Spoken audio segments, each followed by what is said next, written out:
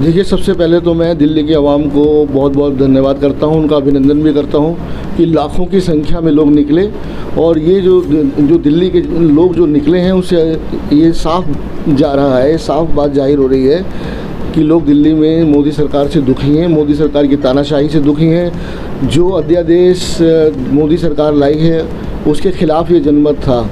जो आज जो रामलीला मैदान की जो रैली है, ऐतिहासिक रैली है, और उसने साफ जाहिर कर दिया इस रैली ने कि दिल्ली के लोग मोदी सरकार की नीतियों से खफा हैं, मोदी सरकार की जो जन विरोधी फैसले हैं उनसे खफा हैं। एलजी के माध्यम से जो दिल्ली सरकार पर जो डंडा घुमाया जा रहा है उससे खिलाफ हैं। दिल्ली की जनता ने अरविंद केजरीवाल को चुना है, ना कि एलजी को। तो एलजी मोदी सरकार का नुमाइंदा एलजी साहब हैं। तो एलजी साहब के ख़िलाफ़ पूरी दिल्ली की जनता ने आज जो हमारी आज ये कार्यक्रम हुआ है दिल्ली के रामलीला मैदान में, ये दिल्ली की जनता ने बता दिया है कि अब जनता जो है मोदी सरकार को सहन करने वाली नहीं है। मोदी सरकार की उल्टी गिनती शुरू हो गई है।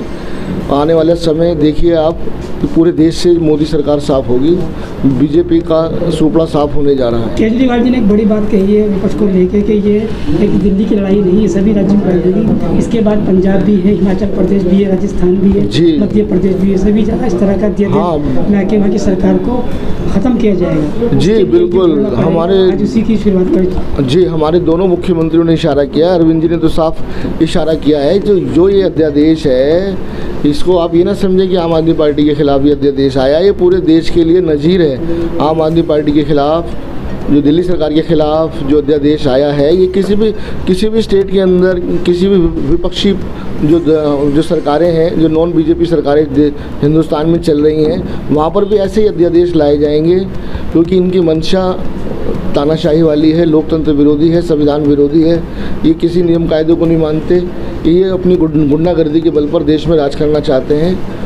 इस बात को अरविंद जी ने भी उठाया। इस बात को हमारे जो माननीय मुख्यमंत्री पंजाब के हैं मान साहब, उन्होंने भी कहा कि ये तो चाहते हैं कि अगर 2024 के बाद अगर मोदी जी रह गए तो उनका निशाना जैसे बाहर के देशों में चुनाव 20 साल में होते हैं ना, पुतिन साहब, जो उन्होंने कहा कि पुतन साहब हो जाएंगे वो।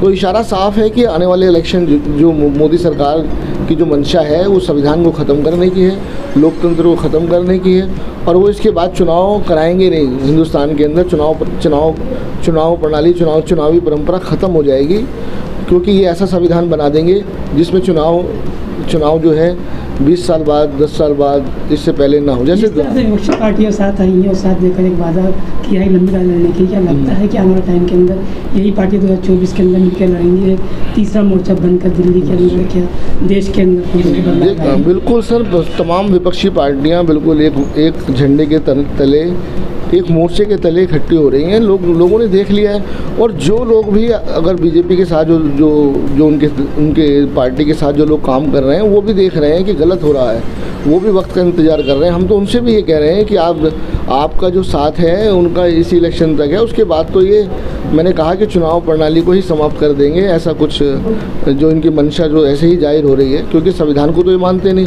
सुप्रीम कोर्ट के खिलाफ ये अध्यादेश ले आते हैं। तो ये तो एक बड़ी खतरनाक परंपरा इस देश के अंदर शुरू होने जा रही है कि सुप्रीम कोर्ट अगर किसी बात को कहता है, 10 साल 8 साल बाद कोई डिसीजन आता है, उसके खिलाफ आप अध्यादेश ले आएंगे।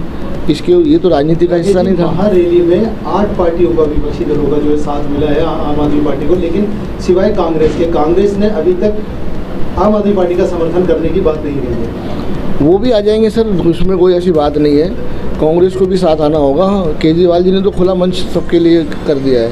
ये सभी दलों को इकट्ठा होकर मोदी सरकार के खिलाफ आवाज़ उठानी चाहिए। कांग्रेस अगर नहीं आती है तो फिर वो बीजेपी को फ़ायदा पहुंचाएगी। अगर कांग्रेस अगर मोर्चे के साथ नहीं आती है या अरविंद जी के साथ नहीं आती है, तो उसका मतलब साफ जाहिर है कि वो बीजेपी को चाहते हैं। तो इसलिए जो नॉन बीजेपी सरकारें हैं उनको सबको इकट्ठा होना चाहिए। डॉक्टर राम मनोहर लोहिया ने एक ज़माने में गैर कांग्रेसवाद का भी नारा दिया था, लेकिन आज का वर्तमान युग जो है इसमें गैर भाजपावाद का के बैनर तले सभी को नॉन बीजेपी संविधान बचाओ, मोदी हटाओ, बिल्कुल सब इस देश में संविधान को बचाना है, इस देश में लोकतंत्र को बचाना है। तो उसके लिए जो है सभी दलों को इकट्ठा होना होगा।